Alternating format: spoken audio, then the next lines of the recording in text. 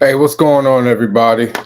Welcome to season 3, episode 83 of a Stoked Podcast. I am back after a lengthy Christmas break. This is a new year, 2024. I'm happy to be back. I 2023 was one of the busiest years of my life. For those that don't know, I did about Oh, hi. For those that have never watched the show before, my name is Javon Stokes, aka the most opinionated man in comics. I am the writer, the artist of Heat and Strong, as well as owner and CEO of Visually Stoked Media. I am your host today. I am so happy to have you guys back. So happy to see you. Please feel free to chat in the comments. I love talking to you guys. If you have a question for the guest who's just a little late, but that's okay because I know, he's on a press tour basically right now doing a bunch of different podcasts, and he's probably jumping from one podcast to another. So we're going to give him some time to get in here. But again, happy to be back. Uh, right on cue. Look, right on cue. This man was only 1 minute late, so I'm gonna give him some grace. But real quick before we bring him in, you know what? We're gonna bring him in anyway. Listen, this man has been on this show before. I think this might be his third time. I'm almost certain. He is a phenomenal artist, phenomenal creator, and a hell of a hustler. The owner of FSK Freestyle Comics, as well as creator of Hotshot, which is right now in the middle of, not even in the middle, just beginning his Kickstarter campaign, which is already funded, already fully funded. So listen, let's put our hands together for friend of the show. And I like to think as a friend of mine, Mr. Most Epic, Michael Watson. What's up? Let's go. Section Chocolate. chocolate. I know you get that a lot. I know. I do. My old manager did that every time I came into work. Yeah, that would get annoying. Real quick. Real quick. What's going on, brother? How you doing? Happy New Year. Much, Happy New Year. I ran over here fresh from the Moana Nui podcast. I was watching. Yeah, listen, man, I know you hustling, and I know how Kickstarters go. How you go from one to the next to the next to the next. But I appreciate you being on the show. You're always a friend of the show. We have great conversations on here. And I like talking comics with you. We don't always agree, but that's okay. We don't have to agree. That's comics, man. That's comics. But yeah, man, welcome, man. Man, Hot Shot number 12. Yeah. How you feeling? Like just off the dome, how you feeling? It feels good to say that number in an ongoing comic series. So okay, I get that. Do you feel like it kind of, not that you weren't legitimized, but like regarding like, because we know how this goes. We know how most indie comics don't make it to 5 issues, much less 12. Does it feel like you're in like a different tier now, like you're established, as opposed to a lot of us like still grinding, still out there creating? No, it feels like I have a lot more responsibility. I've got to, there's a goal that I have in mind for where I want to get with the books and stuff. So I've got to keep on trucking there. But like, I feel like the more books that we put out, the more I need to, this may sound corny, but like give back to the indie community, like by helping other indies, helping, I do my intern class and stuff like that. I feel like we have to keep it up and we have to keep our ship afloat so we can keep doing stuff. I don't want to hit this number and then they'd be like, oh, well, that's the best they could do. Was that it? And then they puckered out. Right. So be honest with me. Be honest. 100%. How close are you to doing this full time? Because we all got a goal. I know we all got that goal. If we hit this goal, we gonna do this full time. How close are you? I'm not very close. Um, I mean, if we're talking about like art as whole, like as a general, like all the art, like freelance. I mean, doing like commissions and stuff, and some and freelance work and stuff like that. Uh, it's I've dedicated a lot of time to the comic book stuff, so my freelance stuff isn't as strong as it used to be. But yeah, I'm not close. I'd say 50%. Okay, hey, 50% is good, man. 50%, Mhm. that's halfway. That's halfway there, man. But I'm glad to hear that. Okay, just FSK in the building. You know, I'm just you lucky I even shared your comment after Monday. Y'all missed a good episode. After this episode, go back and watch Top 5 Live. We have fun with Mr. Watson on there. Okay, we have a question. I'm gonna jump right into it because we've talked about your background. People who've watched my show, they know, you know, you coming up in Ohio and everything that comes with that. So we just gonna talk comics if you cool with that. Yeah, And I'm then cool. we gonna get to Hotshot. But we got a question. How long does it take you cats to make a single issue? I'll let you answer. It depends on the weather, baby. I mean, you can go out there and put out a book, and sometimes you can do that in like 45 to 60 days, which is what I would love to be at. But life comes at you, and we are balancing family, part-time jobs, full-time jobs, commissions, freelance, other people's schedules that are working with you while making these books. Hotshot can take anywhere from 60 to 120 days to make an issue if we are firing on all pistons. All right. If you know you've got a solid income and are like and able to like pay right out the gate, that can take anywhere from three to 5 weeks to get a book done, depending on who you're working with. I know, for example, Fish. If Fish has two kinds of deals, he has like you can pay page by page because times is hard. He knows that it's hard to come up with that money. So he and I think it's actually really dope that he has two payment options that you can pay him page by page, but he won't do another page until he gets that payment for the next page. Or you can pay up front and give Fish your script, pay him up front. Your book will be done in 3 to 5 weeks. The entire book, all of it. Pencils, inks, colors, letters, production, all of it will be done in 3 to 5 weeks if you have the money to pay Fish up front. Wow. Wow. So I can speak for myself because I'm in a little different boat than Mr. Watson here. He's got a team of highly trained professionals behind him. It's just me. For me, it's closer to if I buckle down 3 months for one book, and that's script to completion.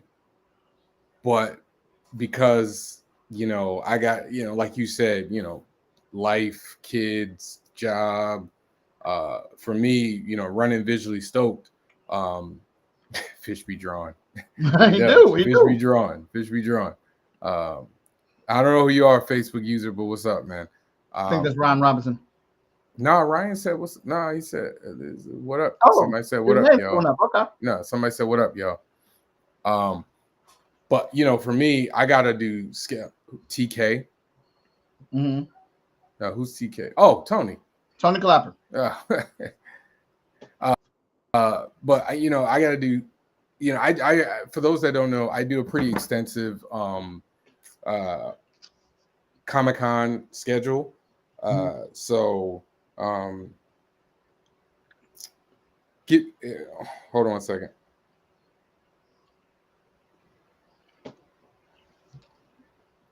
This is the wife. Yeah. So what John's saying, he does have an extensive comic book schedule. He can just pick up when he gets back in. And taking into consideration comic book convention schedules, that is promotions, that is travel, that is packing, that is unpacking, that is setting up, that is selling for entire weekend, packing back up, traveling back home, resting, because you got to get that out your system. Let's pause this for a second. I want you to tell folks, tell everybody about Hotshot. Okay. Let's do that. Let's do that. I'm gonna give you because I gotta call the missus. I'm gonna call the missus. Can everybody see it? Yep. All right, go on and talk about Hotshot. I'll be right back. Well, this is the 12th issue, technically the 13th issue, because we have 0 issues of Hotshot. So we have 0 through 12 on our 13th Kickstarter. Hotshot is touching on what it means, this issue, touching on what it means to be a real hero. Hotshot must face his recent failure through his past guilt and trauma. So this is kind of like the climax of the story. And basically, Hotshot is facing his stepfather. His stepfather is someone who physically abused his mom back when he was a child, and he couldn't do anything about it. Number one, he didn't have any powers. And number two, he was a child and he was scared like crazy. But now getting to rectify that situation as an adult with superpowers, and he has this resounding amount of guilt for that situation. Plus, people have died recently because of his failure to save them. He is trying to make up for it in a big way. And we're going to read this issue and find out, does he go over the line because he's trying to make up grace for what he did as a child, and make up for his recent failures as well. It's a very visceral issue of Hotshot, and it's dealing with trauma. So I would say be prepared reading in this issue. I wanted our cover to be impactful and to give you the right idea of what you're expecting when you read this one. All right, awesome. I'm gonna just lead us up for a second. I'm back. Sorry about that. Now you go. So anyway, to finish answering my question, I got to do my scheduling, booking hotels, booking Comic-Cons, and then my weekends are pretty much not my own, because I usually do at this point now it's about 3 to 4 shows a month. Mm-hmm. So so that book get out when it get out. But I did make a conscious effort. I was gonna get 2 books done this year, 2 Heat books done this year, and then I got a horror book that I'm doing fully digital, Mike. All right, fully digital. All right. I don't know when it's gonna get out, but I would do fully digital. That's what's up. But yeah, I'll get back into that. So yeah, man, I got to read see the preview of the issue. Absolutely flames, absolutely. As I said, it's very much as if you read Superman number 75, Death of Superman. It's very much, it feels the same, as well as, and I meant to go look this up and I didn't look it up. But it's the issue of Invincible. It's the Invincible versus one of the Viltrumites with the robot arm. Oh yeah, the 2 of them. Well, I can't remember his name, dude. I can't believe I'm forgetting his name too, and I'm disappointed because I'm a huge Invincible fan. I can't, man. And they showed him in the cartoon too. He cameo real quick in the cartoon, but it has definitely visceral is probably the right description for it. And I mean, Mike is a beast with the pen, so it looks beautiful. It pisses me off because you folks who draw so well, Conquest. You make me Conquest. There it is. You folks that draw so well force me to, pick up the pencil and practice some more. But if we ain't pushing each other, what we doing? Absolutely. But yeah, man, this was great. I mean, and I was moved by your story on Top 5 Live. Not gonna make you relive that because you're probably gonna relive it like 3-4 times. This marketing journey you're on. But I do, as I said on the show, I empathize a lot with you. I went through very similar situation, not exactly the same, but very similar. So I know how that stuff can trigger you. Yeah, you know what I'm saying, especially with your moms. My mom's is no longer with me, but that had triggered me like I ain't never been triggered before. And I always love when creators put themselves in their stories. And I'm glad this as therapy, a form of therapy for yourself. Mm-hmm. But yeah, man, that issue is fire, y'all. If you listen, go the link for the Kickstarter is below. If you haven't done it now, I'm literally gonna do mine as soon as I get off the show. Slacking because it's been a long week. But Oh no, look at absolutely. this. Look at this, man. I mean, I ain't gonna be insulted that you ain't call me up for a variant, but no, I'm just messing with you. But this is fire, man. I love this one too. Like I can tell your anime influence. Like no, I'm dead serious, man. Like I can see your anime influence. Very very clear. And your action figure is fire as well. Thanks. Not gonna say I ain't jealous, but it's all good. It's all good. But again, I asked you on the show, like, how does it feel? How did it feel when you like held that first like completed, Hotshot action figure? Oh, dude, I felt like a kid. I felt like a little kid holding that toy and being able to position it and pose it. And I played with it for a good while when Danny handed it over to me after we put it together, and I immediately started putting it in poses and taking pictures. And when Danny gave me my copy, my fig to have, it rode with me in my car. I put it in the front seat and I buckled the seatbelt for him. Yeah, it's like this is my baby, man. This is my Yeah, baby. yeah. And my figure sits with my Hero Academia section where all the action pops off. Uh, it's awesome because in sixth grade I was just making comic books with my friend Tom, and we were just mimicking the X-Men, just drawing X-Men comics with our own stories. And selling the books for like a quarter, and then people would buy popcorn and suckers Awesome. with them or whatnot.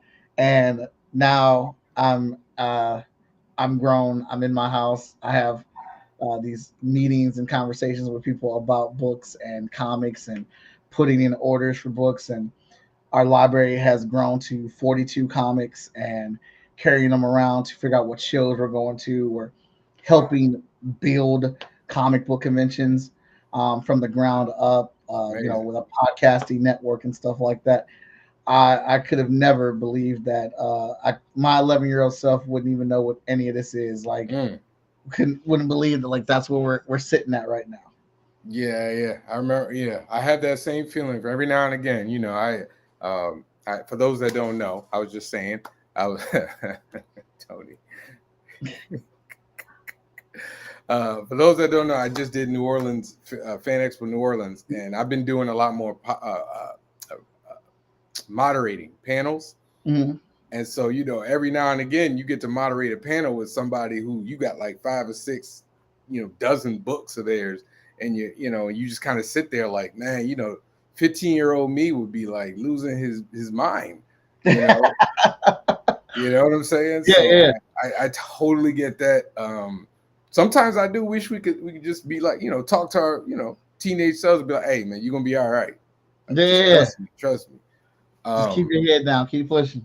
So let's talk about hey, good evening, my brother. My brother, I don't know who Facebook user is. I'm sorry, y'all. If your name doesn't show up, just put your name and let us know so we can shout you out. Right, right. So I love talking about process. I love talking Uh-huh. about the business of comics. Um, you're about to do a ton of shows. We're about to see each other like 4 or 5 times this year. Um, Right. how do you know how many books to bring? Um, so I've averaged my book sales off of what I sell on average, which books really move and pick up a lot. Hotshot, Vigilance, and Emerald Quest, and like 5 star, I would bring 50 copies of those number one issues with me. And then you get like Heroes International, Cipher, The Light Within, Green Zone. I would bring like 15 to 20 copies of those number ones. Um, of the popular books, The number twos, I do like 10 issues, 10 copies of the number twos, and then 3 and up, I'm only doing like five to 3 issues That's of smart. those. Yeah. But then when we start catching up with the new issues, like Hotshot 11, I would carry 15 to 20 copies of that with me, and so that just entails off of how comic books sell in general. Obviously, the number one issue is going to be your number one selling book, no matter what time of year or how long it's been out. It's always going to sell the most, and then you get a 50% cutoff immediately on the second issue, and it drops from there on out. So once I figure out what I average a move, that is my goal for the popular issues, and then that is my goal for the most, the highest sellings, and then for my average selling books, I cut that in about half for the number ones, and then uh have my slope from there. Right. Now you have a trade though. You have 1 through 6s in the trade, right? For Yeah, Hot Shot. yeah. We have 2 trades, but we're currently sold out of those, and I've because I haven't reprinted them because our printer was amazing, and it was a guy like us. His name was Brian, and he would print all of our stuff at really good rates, and he was fantastic, and he cared, and he was 20 minutes away from my house. Mm, mm. So whenever he needed help with the books, I could just run over there and help him with them. And there was no shipping, and Mm, COVID put him out mm. of business. Oh, So oh, that just hurt my it soul. hurts. And so Oh, I have not gotten the books printed because I am afraid to pay mainstream prices. and, and I've listen. been waiting for us to do our Kickstarter for the trade. So Right. next month we're doing the Vigilance trade. So we'll be doing her trade. It'll be the first time for her trade. Then after that, we're doing the Hotshot trade for Volume 3, and then we'll get all 3 trades reprinted. So I know for me, for trades, I only order at like 25 at a time. And the 25 usually will span maybe like 2 events for me. Mm. But I also don't reprint my original number 1. Like heat number 1, like the first heat, the first heat number 1, 2, 3 in graphic novel that is in the trade. Mm. I don't print anymore. Okay. Because again, we're getting into the weeds here, but that's what I love talking about. For traveling, if I were to carry all those books, it starts to weigh me down. Because I'm like 1, 2, 3, 4, 5. I'm 6 issues in the heat, basically. Mm. And one of those issues is a 70-page graphic novel. Mm. So I was like, I can keep dragging around all 6 issues of heat, and people only, like you said, they'll come for the first issue. You maybe get them for the second issue, maybe for the third, probably not 4 and 5th. So I renumbered. Mm. So I did. I bundled all those, 1 through 3, and then the graphic novel. I bundled it up into one, Okay. and then that's my graphic novel, and that's what I sell. And then I have a new number 1, and that's when I'm going to go forward from there. Okay. And I actually haven't even decided if I was gonna, because this storyline is 5 issues, and I'm half tempted to renumber again and just bundle those up into a graphic novel and just keep doing it. I get why. Well, I don't get why. I get why Marvel does it, because new number 1s bring it in. You know what I'm saying? Yeah. So it works. People love buying my number 1 because they see number 1, Mm. and I write it so that it's number 1. Yeah. Like you can pick it up and know everything. But if you really want to get in, you get the graphic novel. So it's interesting. Dang, no wonder your flights are so expensive. Actually, to get more in the weeds, and this is a hack for anybody who's a creator who wants to travel and go somewhere like that they're flying. Order your books, have them shipped to your hotel or wherever you are. Sell them. Make sure you have whatever bag you have has space, and then bring the extra amount home. That is the thing to do. What are you watching, man? Hmm. I'm You going said, back what are and you forth watching? between the Kickstarter and my intern chat. Here, I'm gonna help you out. Let's do this. Let's do this. We're gonna do this. Boom. I'm forever multitasking. Now you're good. All right, let me see if I can't. There we go. We're gonna do it. We're gonna put it right up here so you can see where you at. So we are almost at $3,000, y'all. Come on now. Come on, guys. Come on. We can get to $3,000. We are right there. Hold on. Let me see if I can do a better one. Is it this one? Nope. We going. Here we go. We'll do this. So we're almost at $3,000, y'all. Except put my favorite pick up. Oh, I don't have the picture loaded up for Heat and Hotshot, man. I don't have it. I don't have it loaded up here, man. Just as he just woke up and chose violence. K rolling. You got a legion of titles to pick from. Where do you see FSK in like 5 years? Where would you like FSK to be in 5 years? Is a better question. I would like FSK distributed into every comic book store in the U.S. in 5 years. Okay. All right. So are you trying to go through uh you're trying to go through Diamond? We have not. I tried that with my old publisher, and honestly, I just haven't got around to it yet. But I do want to do it again. And again, it's wearing several hats. It's wearing several hats at once, and it's a hefty process to going through Diamond. So it is something I'm going to eventually do. I am trying just to force my way into shops on my own accord. But I probably eventually it's going to have to fall down and come to Diamond or finding a distributor to put the books through. But it's just not a priority right now. My main priority is to come out with more content than we did last year, and be able to consistently come out with that content. So I'm continuing in the endeavor of trying to gauge what I want to put out and seeing if we can hit that goal. So I can feel more comfortable in the next 2 or 3 years saying, here's our release schedule, and this is absolutely what's coming out. Right now, we're at about a 65% rate at that, which I'm not mad at. Mm-hmm. But I would like it to be more of an 80 to 85% rate. Um, and then going into Diamond. I mean, we have more than enough content to go to them with.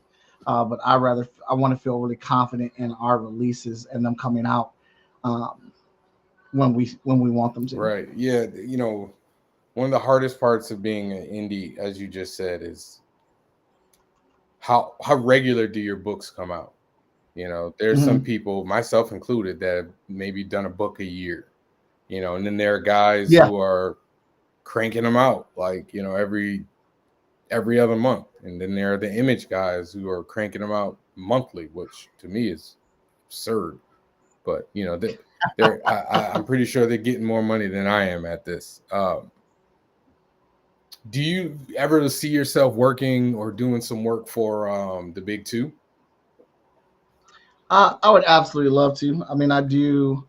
I've been doing freelance work for the Marvel and sketch card division for their sketch cards. Um, and I would love to be able to have on my resume and say that, I drew a Spider-Man, I drew a Batman, or I drew a Wolverine issue. It's something that I want to have on there.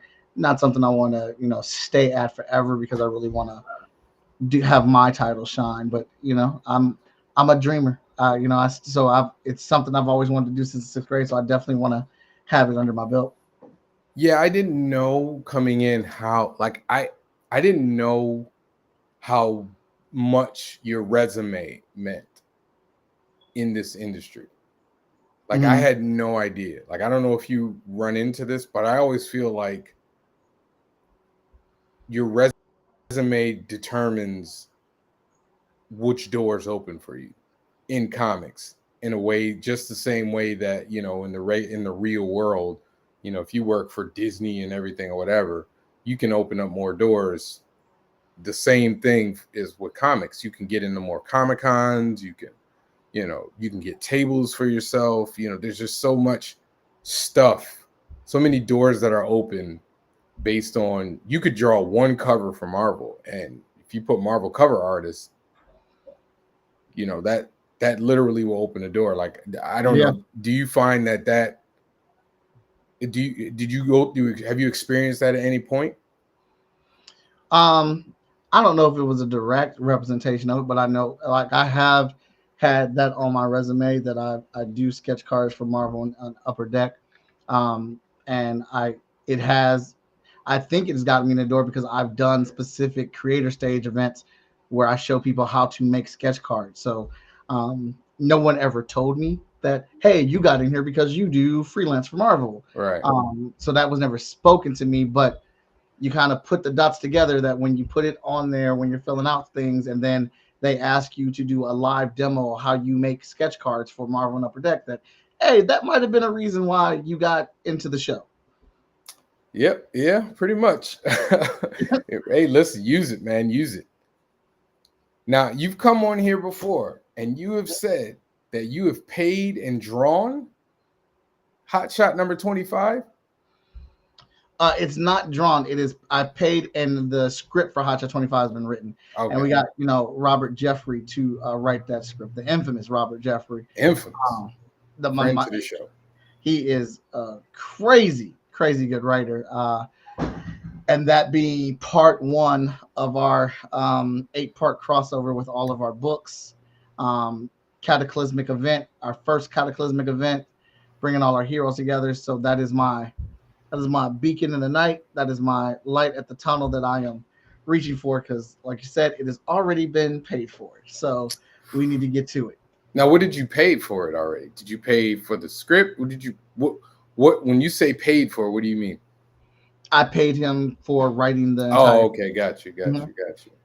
Okay, all right. I mean, listen, and when I hear that, I mean, I remember I sat down and I plotted out like 50 issues of Heat, and I want to say I'm 6 issues in, and I have not followed that roadmap at all.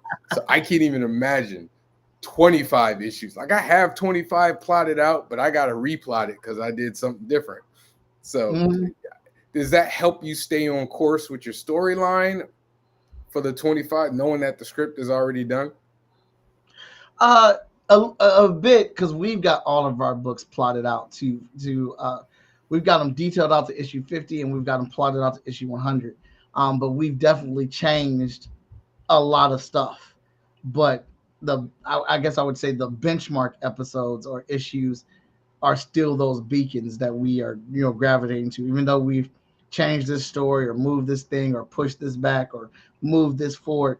That's still the spot that we're going to. That's still our target destination. Okay, all right.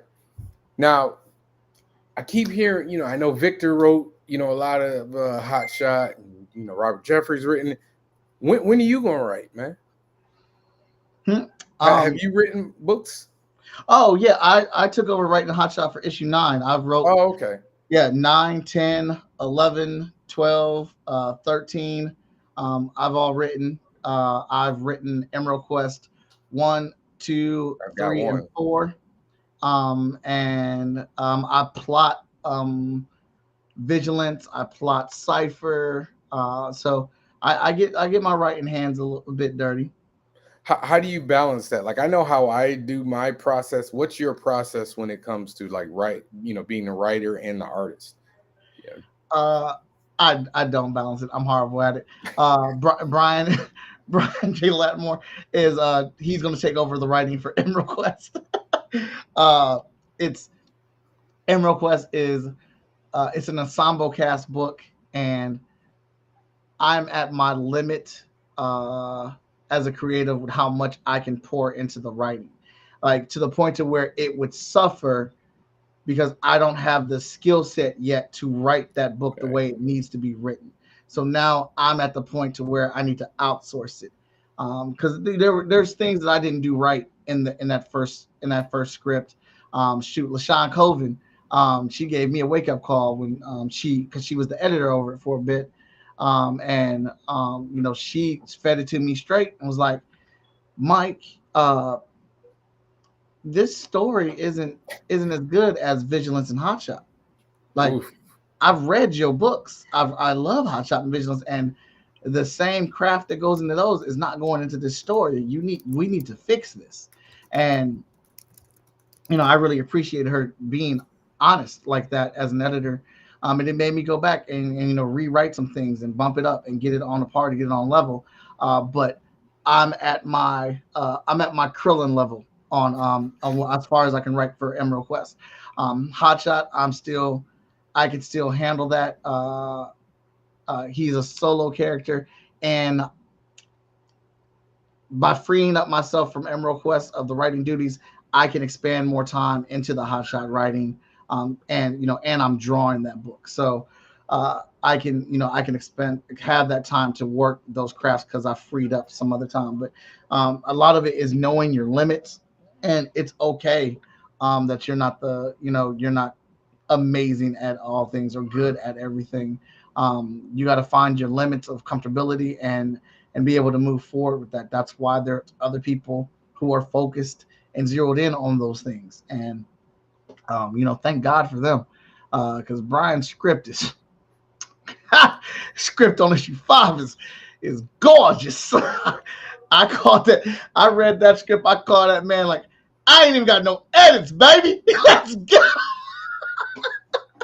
I mean, that was you did the thing, when you did it. So Okay. it's exciting Good. to work with these different people. But also, you don't have to, but I like to work with other people who have an audience because I want them to bring their audience with. That's right. Yeah, I'm struggling with that right now because I want to do it all. I'm a little bit of a control freak. I'm writing like 3 titles and something else that you and I can't talk about, but we'll be able to talk about at some point. But when I ask about your process though, like when you sit down to write a Hotshot book, are you doing full script? Are you like when you get to a page and it's a fight scene, you just Hotshot and such fight, and then you come back to it and then you write something? Like what do you do? What's your process? I don't know, man. I'm janky. When I start on the script, I write 2 to 3 sentences for each page. Oh wow! To give me kind of like a feel of what I want to have happen on there, on each one, and then I will come back and I'll sit on that for a bit, and I come back to that, and then I start adding in, and I start like breaking down the page. Now I'm talking about, Hotshot will fly in through the window. And he starts taking off his uniform. He gets breakfast. The phone rings. Da da da da da da da. And I start to put enough on that in there. And I might type out, 5 or 6 pages before I'm like, all right, I gotta pull myself back and then come back after taking a break or come back a couple days later and write some more on there. I want to write enough information on it to where I can start laying out the book. Then once I have it written out to that point, I start laying it out and start drawing pages, layouts of each one of those pages. And then I'll put the page up on the screen with the script. And then I start writing in more details and then some of the dialogue. But some of the dialogue came from the layouts because I'll kind of put word balloons on my layouts with little messages of what I think I want them to have and come back in there. Then I send it to Danny.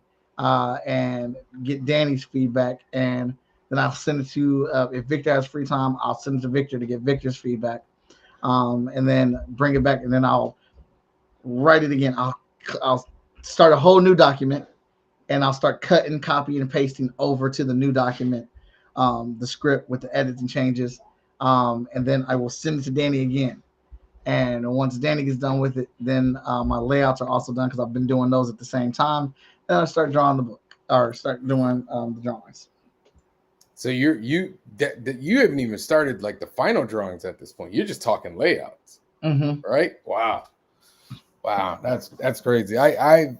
I know me personally, I try to do, I have to brain shift, if that makes any sense. Oh So yeah. I have to shift my brain to writer. And so I will write as full a script as I can. But I will hit a spot where I'm not quite sure, like I don't feel like fight, like I might just go, such and such fight here in this scene, such and such fight in this panel. Like I know I kind of have an idea. I want about 4 panels in there. So in each panel I'll put such heat and such fight, heat and such fight, heat such and such fight. And so I'll run through it and then I kind of, I'll step away from it, do my what do you call it? Reference. Oh yeah. I get it. Not about that stage. Damn. Right. I go. That's what I. So I go through and I go. Okay, I know in this scene I need this. I know in this scene I need this. Then I'll come back to the script, and then I will fill out the script even more because I have a better idea of what I want in certain scenes. And so once I fill that out, then I'll come back and then I'll lay it out. And then, but even when I lay it out, I might have in this page 5 panels. But by the time I lay it out, it might have 7.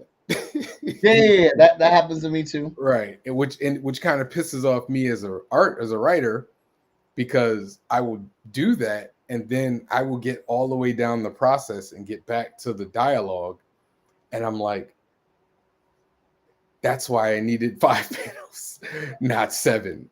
And so which I love, which I admire about you is that you have a team. How did you cultivate this team of people that are to follow your vision?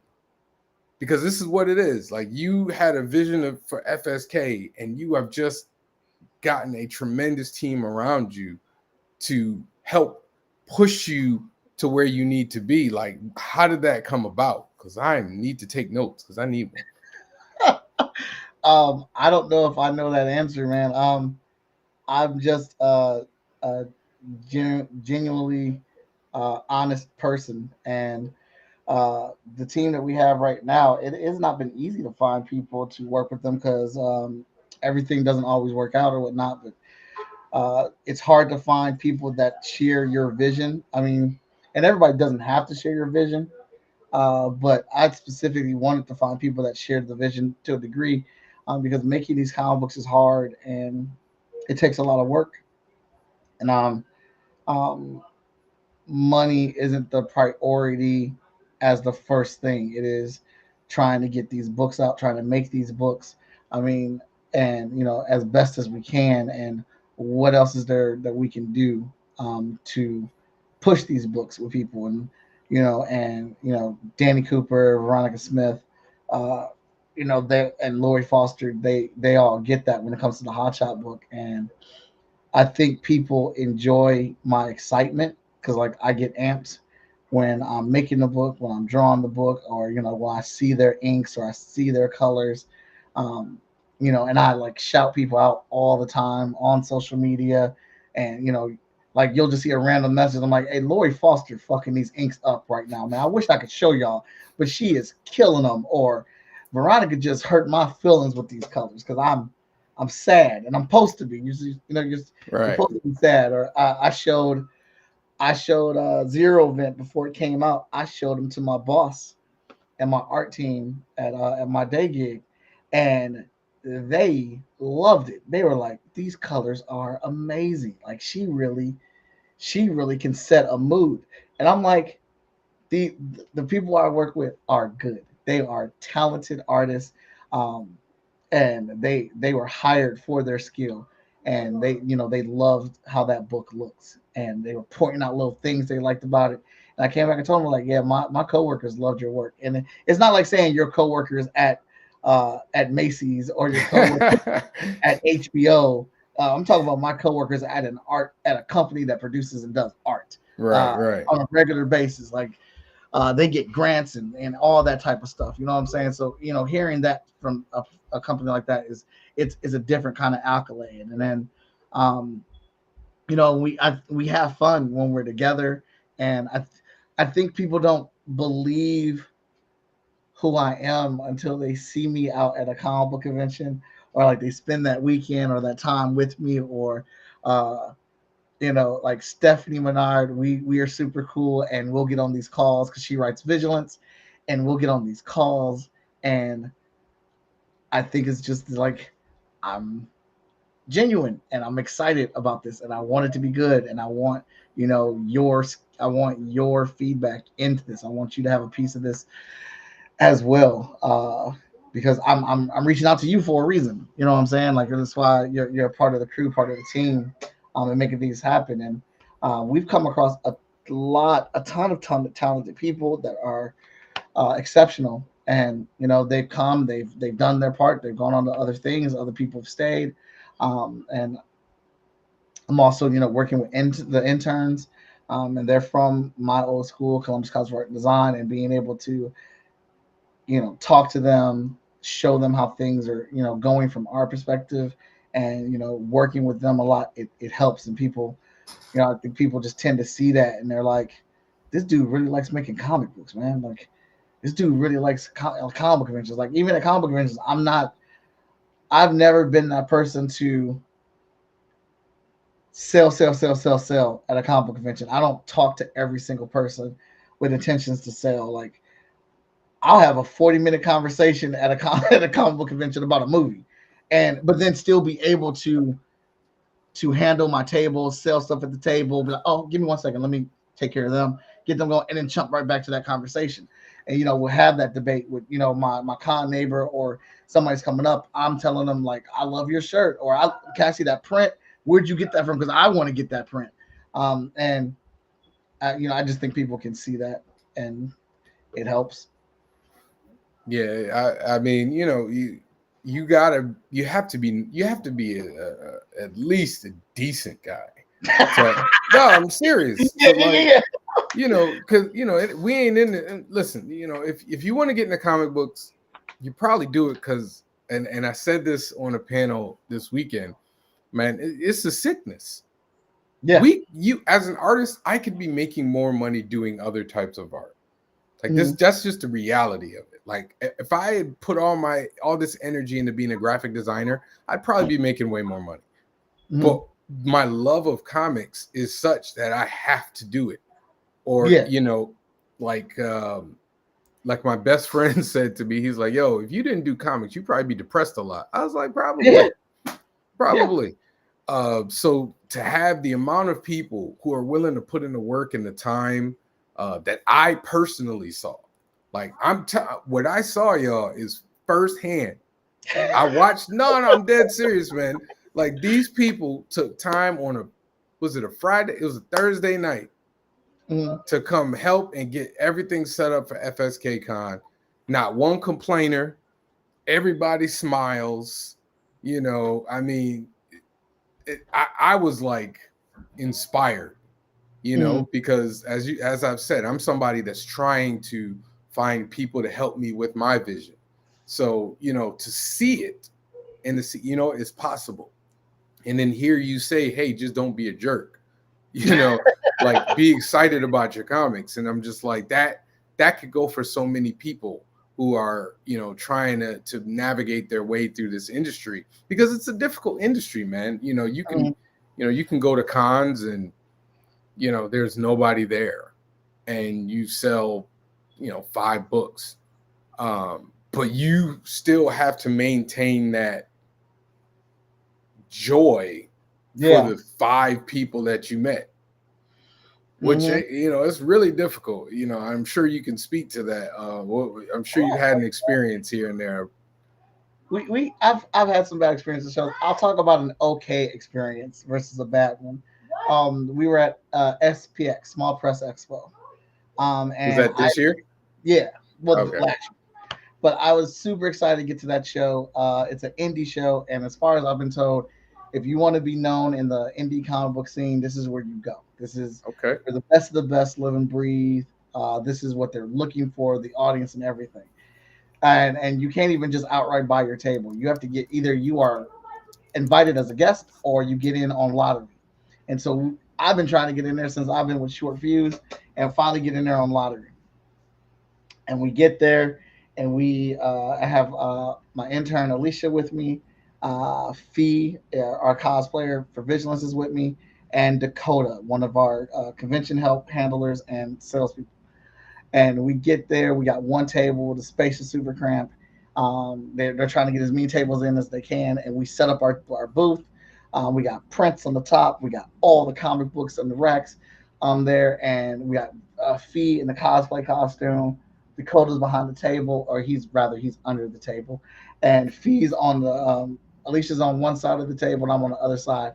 And for 3 hours, I watched people walk past us and not even look at our books. Mm. And I'm looking. I'm a people watcher, and people don't realize I'm doing this, but like you have to be able to multitask at shows. So even though I'm having good conversations and I'm goofing off and I'm pitching and selling, I'm looking at people because I'm always trying to size up who I can talk to, in the degree of I should try to pitch to this person, or who I could talk to in just like a casual conversation to kind of like bait other people, or who I just want to geek out with. So I'm just always sizing and summing people up. And I'm watching people walk past our table, not even look our direction. I'm watching people back and forth, and I'm kind of counting them at the same time. And then this one person walked past our table 3 times, did not look at our table at all. And then the 4th time, they came from the other side and then pulled over and looked at our table. And I stopped them and I looked at them, and they were looking at the books and stuff, and they ended up buying something. And I was just like, so why didn't you stop the other 3 times? Like, what happened? And um, there's just, and what I've come to also find out about the show is that like people in the indie scene that go to the show, they're bringing indie artists from all over the world to this event. So there are some people that they really have been waiting for and looking for towards. But then me and Alicia stepped back and we looked at our table, and then we looked at everybody else's table, and I was like, Alicia, we're Marvel. We're the Marvel Comics at this event. This is an indie show, and we look not to be, and in no way in shape to be arrogant. No, I know what you mean. No way in shape I'm trying to be arrogant. But we are the Marvel Comics of this show because of how our thing is intimidating. Yeah. We have all these books. And our books look mainstream. And that's the look I personally go for. So no, I got you. Our books look mainstream. We have both these racks filled with books. At that time, it was like 35 different comic books. We have these prints up here, and looking at everybody else, everybody's books were kind of like down on the table, and one book was like up on a little ledge or whatnot. And we look completely different from everybody else. So we're not like, we are indie books, but they're not. They were intimidated by our presence. That was the best assessment that we could make. So we tore down everything and reset up how our display was, and then we started getting people over at our table. That is very perceptive. Very perceptive. And we didn't make a lot of sales at that show. Not because we've been doing last year. We were doing really good at conventions as far as sales, and I expected us to do great at this one because it was indie, but we didn't. We just did okay. We just covered our table. And I would also like to digress and make sure no one take this out of context. I am not blaming this show for that. I am blaming me for that. No. I totally get that. I got you, because I had the same. I did the Massachusetts Institute, Massachusetts Independent Comics Expo, which is like small press. Mm-hmm. And again, it's a really tough con to get into. Like, I got in and I had like half a table. And so, I put my stuff up, and I'm like, people coming by and they're walking, they come by and they look a little bit. It's so funny. You're saying it, and I'm like, dog, I went through the same thing. I did the same thing. I stepped back and I was like, I think I'm the only dude selling superheroes here. Mm-hmm. The only dude. Actually, I wasn't the only dude selling superheroes. I was selling the only books that looked like a brand. Mm-hmm. Whereas everybody else's was like and I'm not making fun of it, but this is what they were. They were like my sexual awakening, or my queer this, or fairies and ponies, or like real indie stuff. And so I know exactly how you felt. I didn't tear mine down. I just kind of leaned into it. Mm-hmm. I was just like, yeah, I know this isn't quite what, but if you're a fan of superheroes, and I did okay, but I totally understood. Yes, small press shows for fanzines, not comics. It was absolutely like, handmade, what do you call them? Like diaries and It's stuff like like that. it's like slice of life comics. Yes, like that. Absolutely. So I kind of knew, like, at the time I was out of place. So, but I mean, at least you had the wherewithal to go, let me step back, let me take a look at what we're doing and kind of try and fix it. Would you go back? So I do want to go back to the show, but after the experience there, I need to go back to the show properly armed. We can bring some more books, but we don't need to bring nearly as many titles as we did bring. And we need to bring the titles that I think will gravitate towards that audience. But we need more a stylistic book that fits with how the books look at that show. So we need to have a book that's like drawn by someone that regularly goes to that show or whatnot, and have that at our table with probably like our anthology and if anything, our trades, like the Hotshot trade, the Vigilance trade, the Emerald Quest trade, and then focus on having a title that looks like it lives and breathes at that show, still with our branding, but the art style or whatnot. So I want to go back, but I need to go back proper. I'm wondering if you just changed the setup, just had your setup like a lot more low key. Mm. Wonder if if that would, work a little better. I don't know. Yeah, I mean, uh, so that is a very good point, and like doing that because that's what we did, and that's when we started getting more people coming to us. The show is it's a bit pricey, so it's not a show that I want to keep trying out layouts at. Right, right. I want to have Hey, more. I want to have more ammo, so right. layout thing is there. But that's what we did. We walked around the show floor, and that's when we started really realizing our setup was different, and the style of art that we have is different. So I think the number one thing that we have to have is a book that looks like the books there. Then we come back with our trades, and we're copacetic. Yeah, hey, listen, for y'all that don't know, Comic Cons are not cheap. No, Not even in the slightest. You're doing Baltimore, right? Or you're I gonna do want to do Baltimore, Baltimore this year.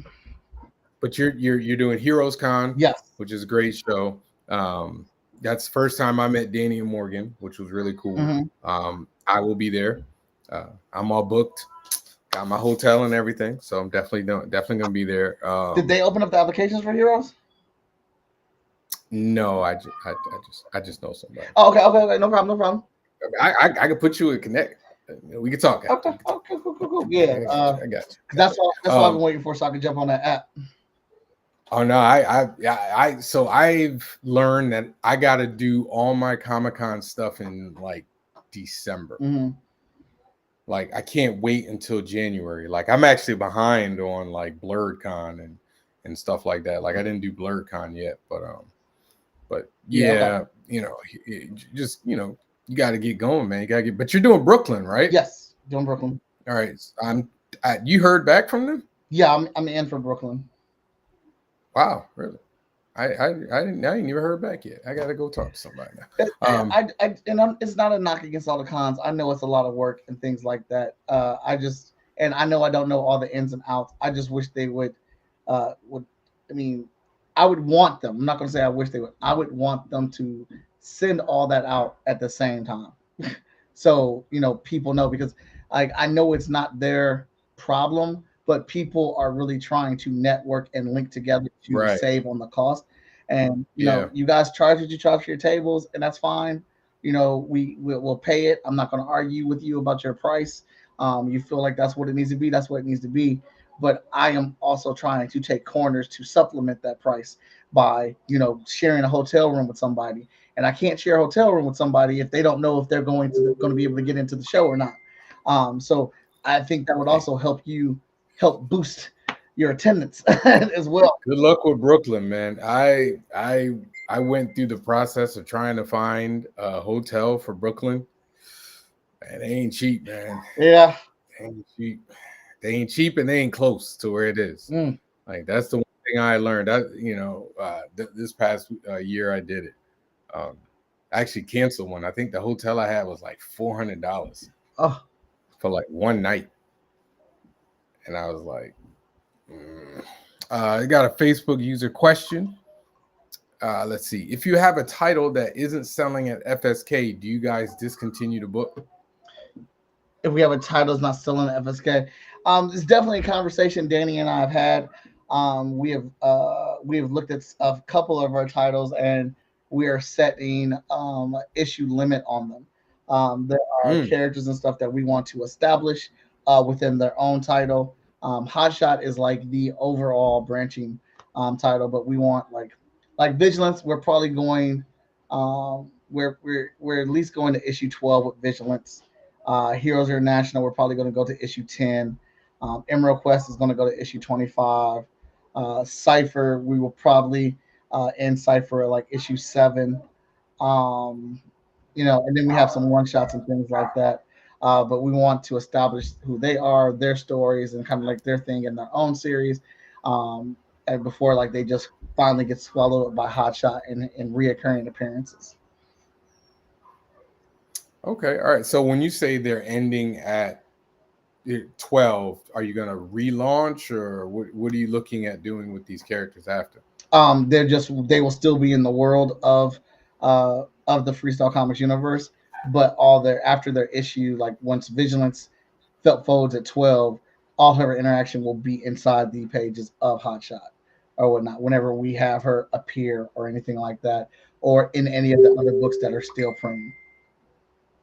Okay, all right, all right. I mean, that's good business. It's good business, and then you have a nice big trade that you can sell Mm-hmm. forever and ever and ever and ever, because trades do well, man. They do. I think I'm averaging like per 3-day Oh, event, Mason maybe asked that question. between I think like 15 and 20 copies per event. Mm-hmm. Like for a 3-day show, I do about trades about 20. Yeah. But Heroes is not a big seller for us, but it's important to the story. And so when we're looking at the projection of Heroes, we were like, all right, yeah, we'll end it here, but we have to get this story bit out because it's important for the character. So we'll keep pushing this, and then we'll do like the final issue of Heroes International. But Heroes International still exists in the Hotshot verse. They'll just be seen in Hotshot, or they'll be seen in 5-star. And we'll keep things going. Hotshot is eventually going to migrate to being more like a My Hero Academia style title, with the stop and go with the characters and things like that. We'll focus on this character, we'll come back to that character, we'll go back to Hotshot type of deal. And Mason is the reason why. And he didn't mean anything by this. He was being completely honest, and I appreciate him being honest. But he knows that we are projecting Hotshot for 100 issues, and he questioned us. He was like, "How are you guys ever going to get to 100 issues if you guys aren't coming out with books? Like, it's taking you a year or 2 years to do 2 books, and you're going to be damn near 80 years old by the time you get to 20. So, like, how are you guys doing that?" And so, again, that's a convo that Danny and I we took into heart, and we really looked at what we were doing, and that's why it is the Freestyle Comics universe. That is why we have the verse numbers on there. So we are technically at our 37th chapter in the Freestyle Comics universe right now, and all the books will slowly fold in the Hotshot. And so when you say fold in, you're gonna renumber it to account for all the other books. mm-hmm. Oh wow, okay, that's pretty ambitious. Hey buddy, Well, you can come say hi. Come on, come give me a hug. I'm going cheap. We're gonna do it the same way Marvel does. That's why we're keeping track of those chapter numbers. So when we get there, and Okay. when that last book collapses, and we're like, this is the final issue of that, and we get to Hotshot, and we're like on Hotshot 32. Hotshot 32 will then become like Hotshot 75 because we kept track of all those numbers. And That remind it kind of the verses reminds me of see we're very close in age, so I know you remember this. Uh, During the '90s, when the Superman titles all had the little diamond in the corner, and they were numbered, so you could kind of follow along because it was like 4 titles at the time. So it reminds me of that. yep. Was that was that in your mind when you were doing it, or is that a happy coincidence? Oh no, brother, we are inspired by everything. So yeah, Okay, okay. absolutely. Ain't nothing wrong with that. Ain't nothing wrong with that. Listen, before we get to the next question, come on, y'all. Gotta get to 3,000. I mean, we got 14 days, but we gotta get to 3,000. What was it? You said you were gonna do something if you hit a certain number. Oh, so we want to get as much money on this Kickstarter as we possibly can. The more money we can get, the more books we get. So, our goal, our true goal, if we get 10,000, everybody will get the next issue 13, physical and digital for free, added onto their Mm, pledges. awesome. How close are you to being done with 13? I am in the penciling stages right now for 13. Obviously, the script is already done, but me, the co-artist, and I, Teo, he is also penciling issue 14 right now. So we're going at the same time. So how did you deal with having to hand the art over to somebody else for Hotshot? Because from everything you told me, Hotshot is very personal, very a character to you. Like, what made you make that decision? And when you did make the decision, what were the feelings that went along with it? One of those decision makers was Travis Gibb. Travis, uh, we were celebrating how much content we've come out with over the last 2 years, and Travis was, and me and him talk a lot in our chats, and he's just like, man, this is dope. You guys are putting out a lot of books. Like you guys are, you're moving titles and you're getting books out here. But where my hotshot at? I need my next issue of hotshot. Like you can't like I know you're wearing all these hats and you're balancing and being a publisher, but you can't forget about your own book. You can't cast your own book aside.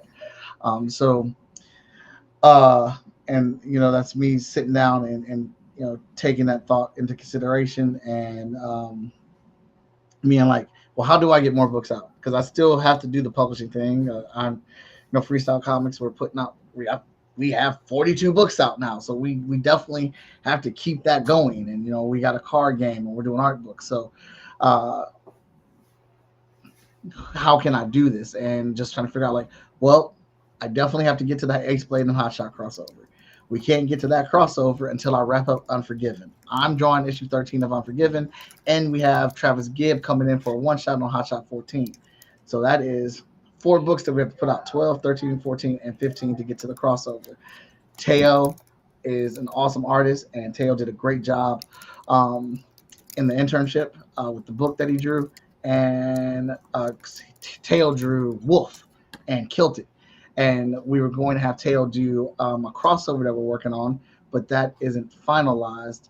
So I was like, and Teo, the crossover was going to involve Hotshot and some other characters, and Teo did a character study for Hotshot, and I'm looking like, that looks pretty good. Like that, that's a pretty good looking Hotshot right there. And talked it over with Danny, and we're like, well, let's rotate. Tail draws one issue, you draw the next, Tail draws the next, back and forth. And, that puts me closer to 3 or 4 years of getting to Hot Shot Right, 24 instead of what could be another 10 years before I right. get to it. Listen, man, I am trying to do. I've said this to your face and behind your back.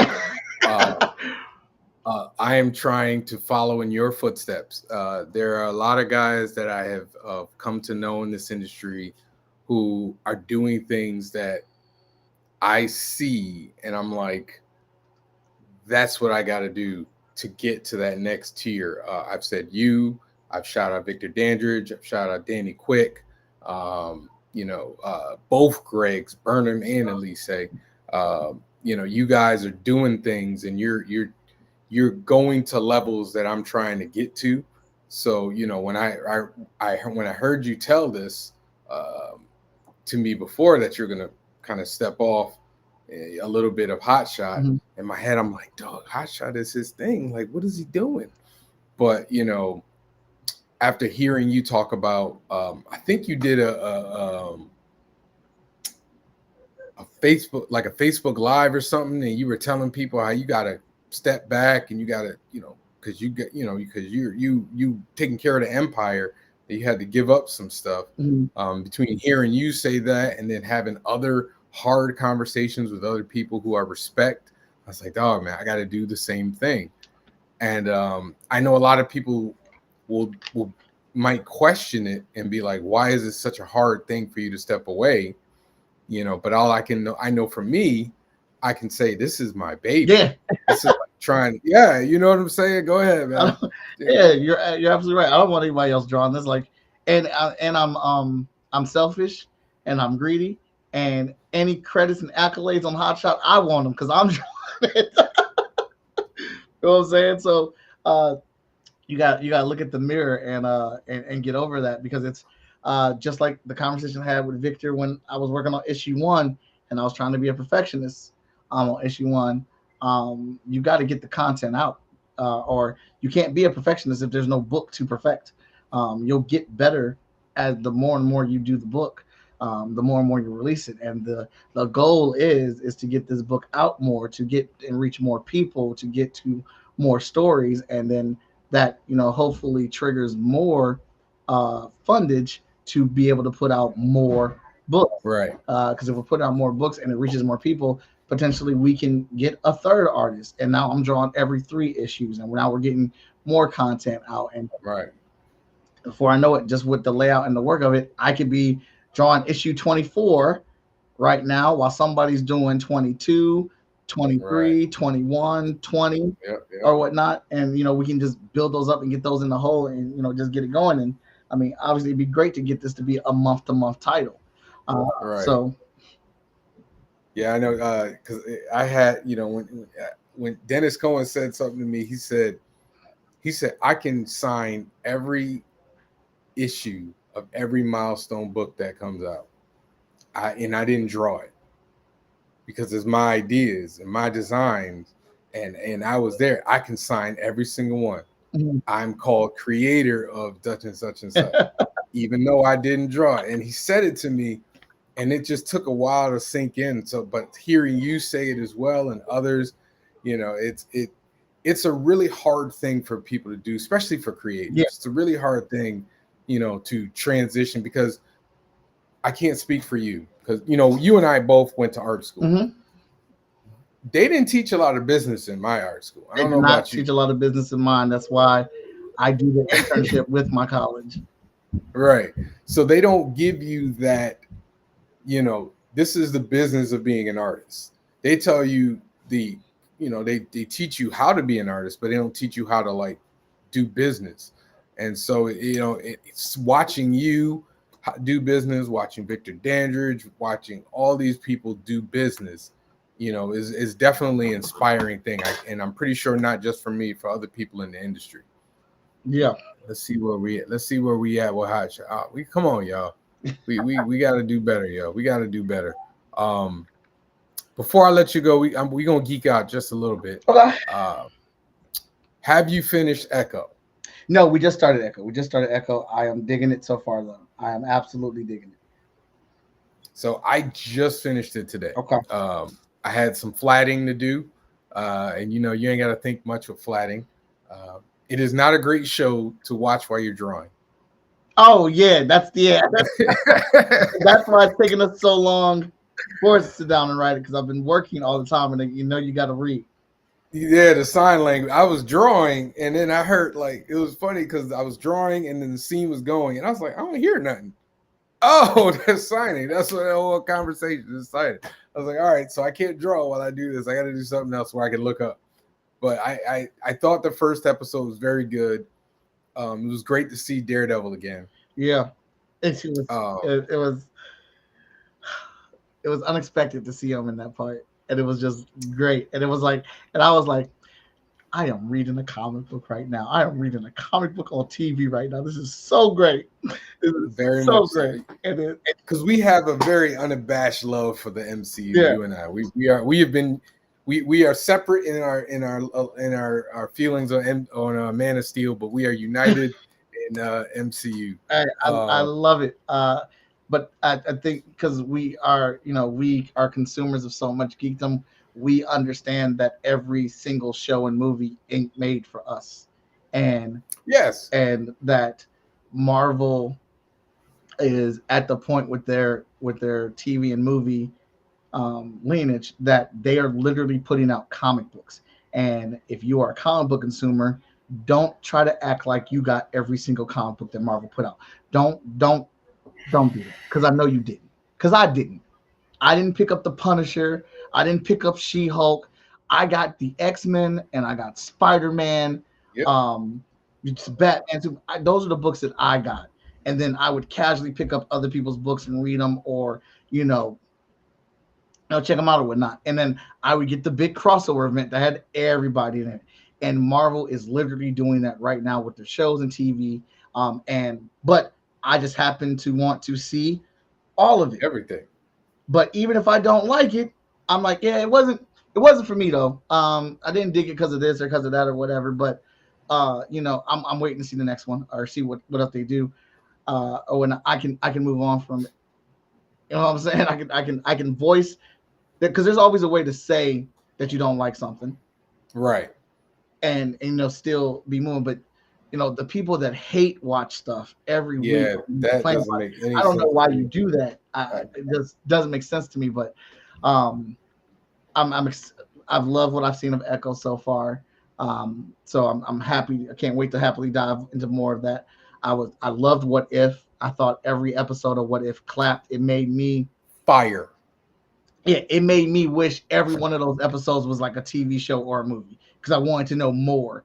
I think they chose some really good characters to mess around with for it, and they were just good episodes. They were the true definition of What If. And The only problem I have with it though is, and I've said this before, and people think I'm joking, but I like my what ifs a little dark sometimes. All of their what ifs ended really hopefully, like just a lot of hopeful, and I was just like, ain't nobody's world destroyed. The universe didn't implode. Wait, what's this is? Can I get some consequences, some real ones? So I did like their version of what is it 1602 or whatever. What's the name of that book? Marvel 1602. Yeah, that's right. Yeah, I didn't realize that's what they were doing until it was like halfway through. I was like, "Why?" The whole episode, I'm like, I feel like I've seen this before. Like, did I watch? Is this the previous season? Like, and I was like, oh, okay, all right, okay, all right. That was, obviously, I love the new character, and I'm a huge Captain Carter fan. I don't care what anybody says. But I really enjoyed that Tony Stark Hot Wheels episode. That episode, yes, absolutely. Oh man, it was just so absolutely super, super good. But yeah, and just like the Marvels, I enjoyed the Marvels. Oh, I like the Marvels. But I also am aware that that wasn't a triple A go get them film for everything. It's not perfect. There's definitely some things wrong with it, but if you honestly watch that movie and you did not enjoy those three women interacting and acting together, I don't know what else to tell you, because that was entertaining. It was entertaining. You all complained that Captain Marvel didn't have any personality. She absolutely had personality in this one. She had her ups, she had her downs, she showed emotion, she had things to deal with. And one of the things I think that they did really well, they showed the weight of being Captain Marvel, of a hero, being a hero, and the ramifications of her choice. And I love that. And Monica Rambeau is just great. We just need more Monica Rambeau. She just needs to be in more stuff. And Kamala Khan stole every scene. She stole every scene that she was in. I, I think she's incredible. I can't wait to see more from her. And I haven't properly put it in order yet, but their fight scene at least top 5 MCU fight scenes. It was truly unique. I don't think we've done that. I don't think we've done that. I plugged the show without meaning to. I know. I don't think we've done that. Oh my goodness. MCU fight. I mean, I already know my number one. My number one. Yeah, I know my number one too. Well, time out. Well, the real number one should be everybody's number one. All right, we might be on the same page. Underneath that Winter Soldier fight. Wait, what's your number one? Oh, come on, man. Endgame. Okay, that's your number one. That's not my number one. I mean, everybody's number one, dude. That's the best battle fight. But if you're just talking about like if you take out Infinity War and Endgame. So yeah, I think you have to take those two out. You can't, because that's not fair. Yeah, it's not fair because they have a too big of a roster to pull from. So I think you have to take those two out. So if you take those two out, number one, Captain America Winter Soldier. Yeah, absolutely. And I'm talking about the street fight. You're talking about the street fight? Yes. I'm talking about the elevator fight. No, I got to go with the street fight. I got to go. So for me, the elevator fight is Captain America owning who he is. The street fight, while it is good, I love it. I'm there with you. I love it. It is Cap being a hero and a protector. But the swag on the elevator fight, dude, because he's deducing, he sees the sweat rolling off old boy, he sees the itchiness in old man's trigger finger, and then he looks at the whole room and says, does anybody want to get out before we get started? Yeah. You ain't never heard Cap be on nothing. It's that line. But if I want to say, so you could say fight. Okay, if we just talking fight still, yeah. But if you want to add in the whole thing, that thing built to such a crescendo from them driving on the highway to old boy jumping on the car, ripping the thing. I mean, like it built all the way up. And when the two of them, when he came in with the double knee and just I'm when he suplexed Holmes on, when he drops the knife, catches it, when they go, well the knife flip, and then it hits it into the, and then I was just like, I very few movies literally have me on the edge of my seat because I'm very jaded. I've watched a lot of movies, but that joint I was like the whole thing, all the way to when he flips him over in the mask. But you know what, the elevator fight, that might be top 5. That might be top 5. Dude, I can't believe it. Obviously, I mean, it absolutely is. It's the swagger. No, I feel you. Because Cap doesn't have swagger. He doesn't have it. He's a dude from the 50s. You know what I'm saying? But like, he got it in that moment. But you know, that whole movie is just, you know, incredible. Like, that movie was, it's still one of my it's still in my top 5 MCU films. It's a holder. It's a broad. We did that. I can't remember if it was in my top 5. It probably was.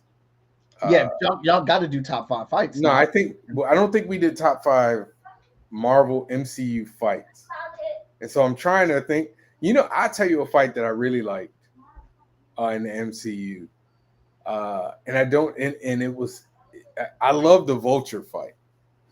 Spider-Man and the Vulture. Fight is really good. The Vulture fight is really good. I like the Spider-Man and the Vulture fight. No, wrong one. Wrong Spider-Man movie. Green Goblin. Oh, in the building. Yeah. In the building. Well, he yo, they made the Green Goblin better than he had been in any of the movies.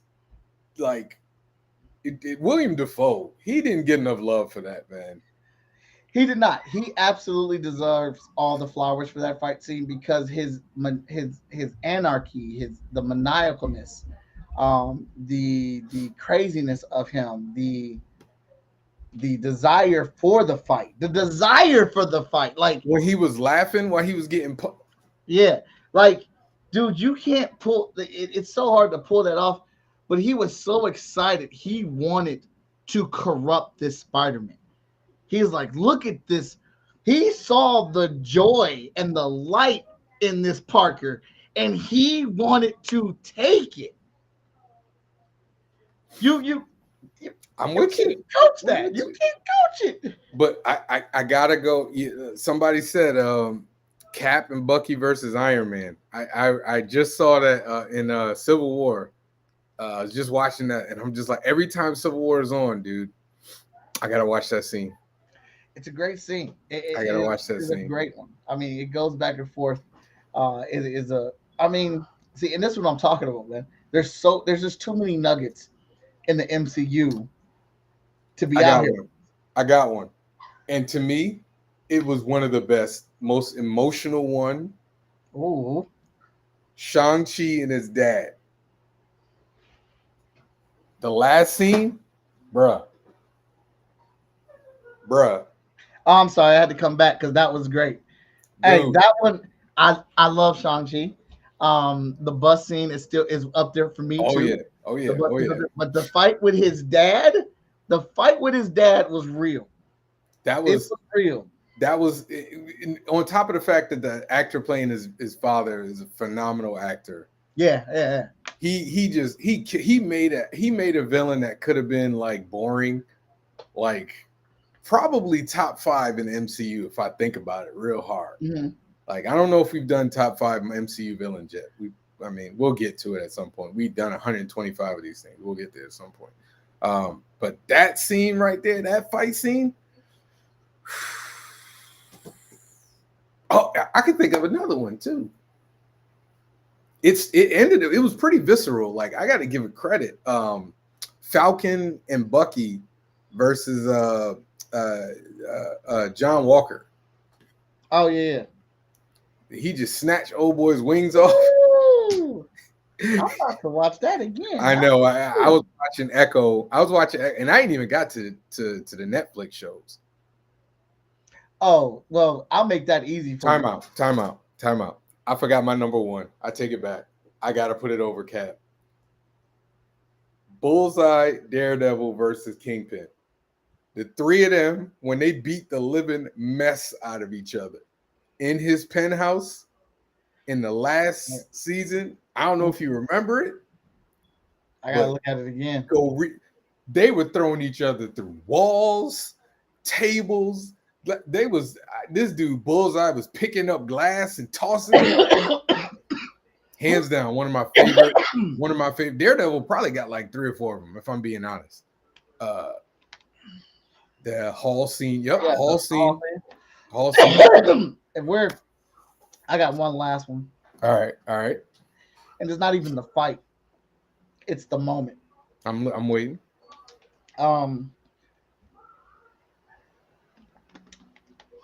Guardians Galaxy 2, when Peter is in the trance and he's starting to fall over, and when old boy just like lets it slip that he killed Peter's mom, the pullback and the no hesitation into buckshot, I felt it. I felt it through my whole, like when he get out there, I got up like get him, like it was just. And I know this is weird to say, but it was the realest shit I ever saw. Oh no, in a comic movie. Yeah, because just that. I mean, again, a dude's mom, and just the you know how much strength it must have taken him to pull out of that trance, to break that grip, and then you kill him. No hesitation. He's been looking for his dad forever.